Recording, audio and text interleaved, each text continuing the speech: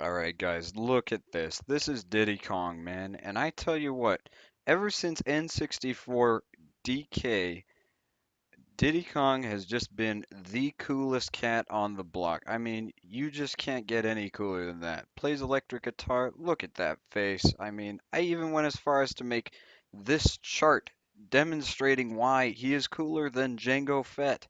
I mean, look at this guy. He is just the coolest guy in the Nintendo universe. He just emits so much swagger. You can't even deny it.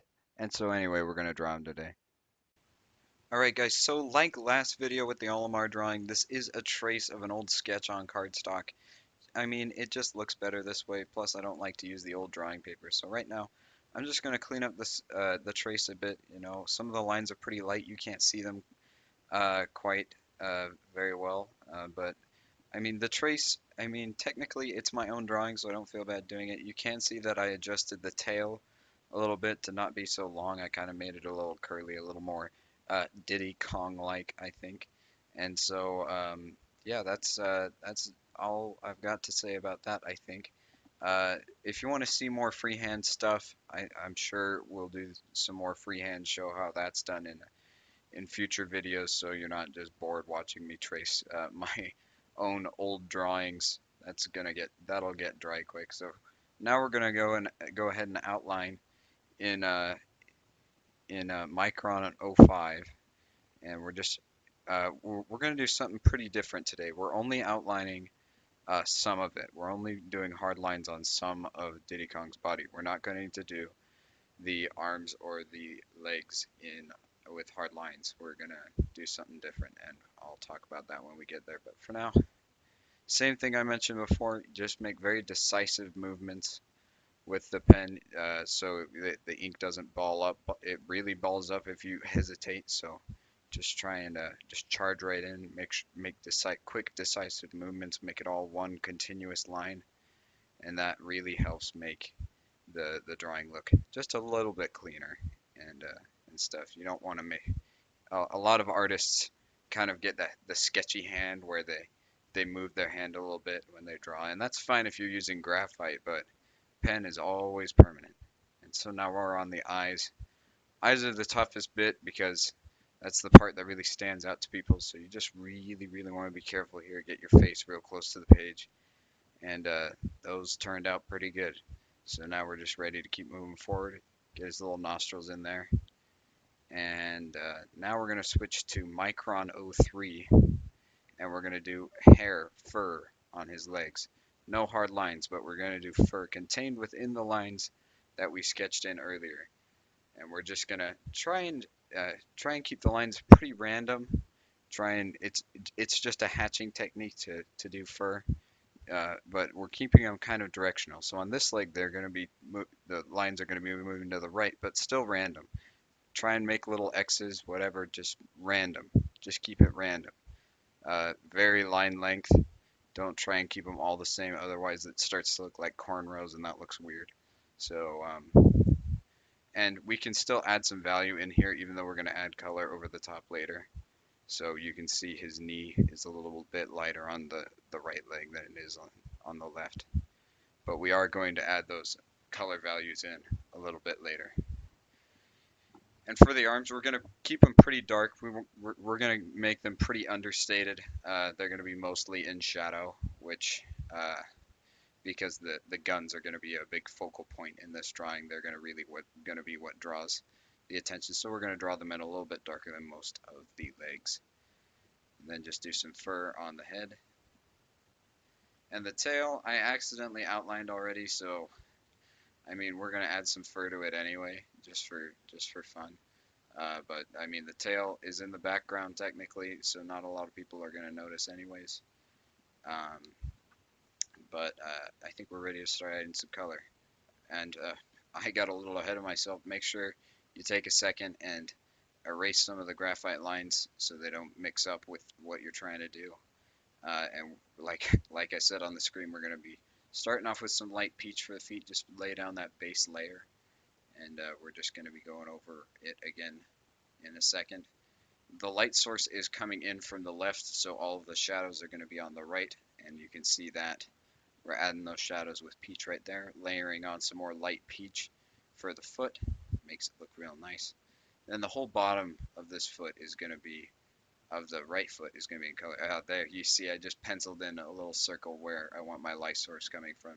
You see it very faint next to my left index finger. That's where we want the light coming from. And so the whole bottom of his foot is going to be very, very dark, and the top is going to be a little lighter compared to the other one. All right, here we go. Now we're adding goldenrod for the highlights on the fur. Again, just make your lines very random, very fur-like, just very quick little short dashes, little hatching, even with the marker. And feel free to leave some little white spaces in there too, just for like some little fun highlights. It makes the fur really stand out and pop. And we're just adding sienna brown and dark brown for the darker values in there. And you can see, again, shadows on the right. Try and keep it consistent throughout the drawing. And the sienna brown comes in, and we're just trying to see how I'm kind of going around the goldenrod a little bit in some places just to try and make it pop. We're going to use that same technique again in the drawing a little later when we do the pop guns. And now we're ready to color his belly. I decided I decided last minute I was uncomfortable drawing a belly button on Diddy Kong, so he's not gonna have one. Just pretend. I don't like to. I really don't like to think about the fact that Diddy Kong has a belly button that he was at one point in the womb. That thinking about that makes me uncomfortable. So I need to stop talking about it. All right, crimson red. We're moving on to the shirt. Still just keep things, we're just laying down a base layer right now, and his shirt's bright red, so I don't think we'll need to add any more than just a base layer for most of the shirt, except the parts that are going to be in shadow. And of course, those bits we're going to use Tuscan red for, just like we did in a previous video, to kind of darken in those shadows without quite layering on so much crimson red. And here we go with canary yellow. We're gonna just color in the stars. Ugh, those stars are kind of ugly. That's one thing I admit. I'm really bad at drawing stars. I always have been, even if I try the little like draw a 7 and bring the line up underneath. You know that little drawing you learned in that little drawing technique you learned in elementary school. I've been awful at drawing stars for like most of my life, but anyway, well, now I'm distracted.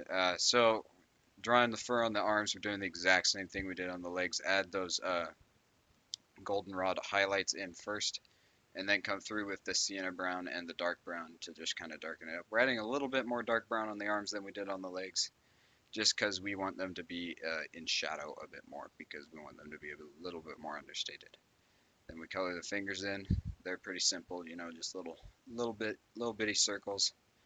Now that the ink is dried on the belly, we're going to come back through and add some shadow onto there. And now it's starting to look good. There we go. Got the tongue inked in. Going to add some more detail on the ear. And now we're ready to start on the pop guns. We're just going to lay down a base layer of sienna brown on the handle. Not too detailed on the handles. Don't really care about that too much. And then we're gonna flip it upside down. We're gonna draw a black hole here for the inside of the pop gun. Draw a black hole that Stephen Hawking would be proud of. And then we're just gonna outline that hole later just to kind of emphasize it, to make it look like that barrel has some depth to it. And we're just adding some little fun details that I wasn't planning on adding before.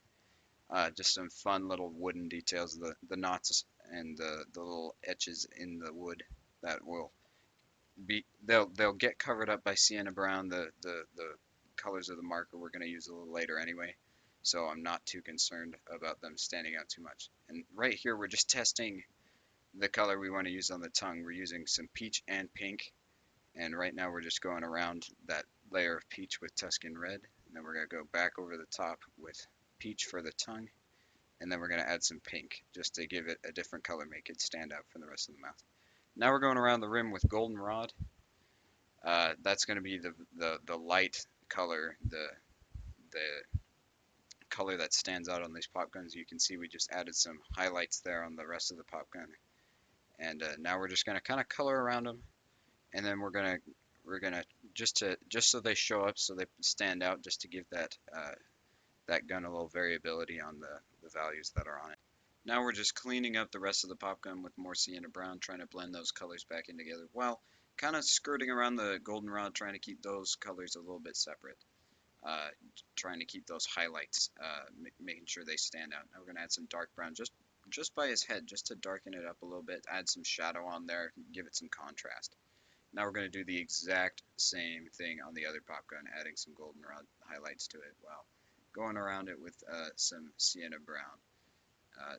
Then just going very low detail on the handle again. Doesn't really matter. I added some goldenrod on there just for funsies, I guess. And then we're just going to go right in, make the rim goldenrod, and then we're just going to go right in with the sienna brown again.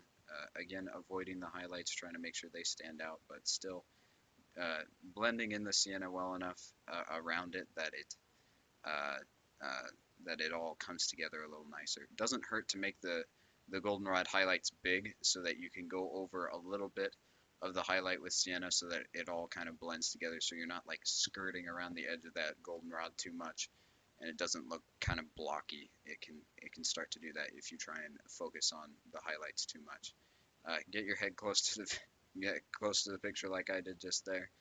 Um, and we're just going to color in the leaf there. That's just a fun little detail. Don't worry too much about it. Then we're going to go right into the head. Add in some light peach for the face, just a single layer, and we're going to go avoiding the upper lip. We're just going to leave a single layer on the lip, and then we're just going to add a second layer over the top just so that lip stands out just a little bit more. And it's kind of hard to see in the video because the lip's pretty small, but we're going to just add those layers over the top, avoiding the his upper lip so it stands out, so it actually looks like it has so it looks like he has a lip instead of just one flat color for his entire face. And the ear there, I added some peach, and I think I added a bit of Tuscan red there just to make it stand out from the rest of the head. And then we're just gonna go right into the fur on his head, and we'll be back to his face just to add more value while that ink dries, because you don't want to add too much marker ink while it's wet, otherwise you get weird colors. It's best to let set a layer down, let it dry, see how it turns out, and then maybe you leave it alone, maybe you come back and add some later. Who knows? Who knows? Who knows? But now we're just moving on to the hat. One layer of crimson red is all we need for the top of the hat, and then we're just gonna layer that Tuscan red on there, and then we're gonna again same sort of thing we did with the lip. Just leave a little layer of crimson along the rim to make the hat look a little bit more 3D, give the rim of the hat some value. Kind of hard to see there, but that's what I did. Trust me, you'll have to trust me on that one, I guess. And then we're just layering crimson red down on the top of his cap, uh, and I think I added some Tuscan red down on the lines of his cap just to darken that. And now we're gonna draw the jetpack on the back. That was just Micron 05 again, same thickness we were using before. We're gonna use blue slate on the top and the bottom to just for the metal bands, and then we're gonna use Spanish orange for the base layer there, and then we're gonna add goldenrod over the top. Spanish orange is gonna be our highlights, kind of like the goldenrod we were using in the pop guns. And then we're gonna just keep going through the video. Um, some more layers on the face, just touching up some areas, making them darker. And now for the flames coming out of the jetpack, just some random yellow little bits. Try to not lay it down too much yellow. You want to leave some white space in between to make it look bright. Uh, Even though the whole page is white, you want to make sure you're just kind of encasing the white. The white should be the brightest part. You're just kind of drawing around the flame, the yellow bits and orange bits that we're drawing on here. So we're using yellow, and we're going to touch that yellow up with some Spanish orange to darken it a bit in areas. Fire's random. You want to add some variability in there, just some random lines, big blotchy. And then we're going to add orange in for the darker bits. And there you have it. Turned out pretty good. Just some touch-up work was all that was needed there. Gonna do some more fire, and boom, there it is. It looks pretty good. Very proud of this drawing. Turned out great. I apologize for the bad video quality at some points in the video. This was filmed over several hours, so some of the video is not created equal. So some bits got a little choppy, a little blocky. But I apologize for that. As always, please comment your suggestions. I will draw them, and please enjoy another video. And we'll see you next week. Bye.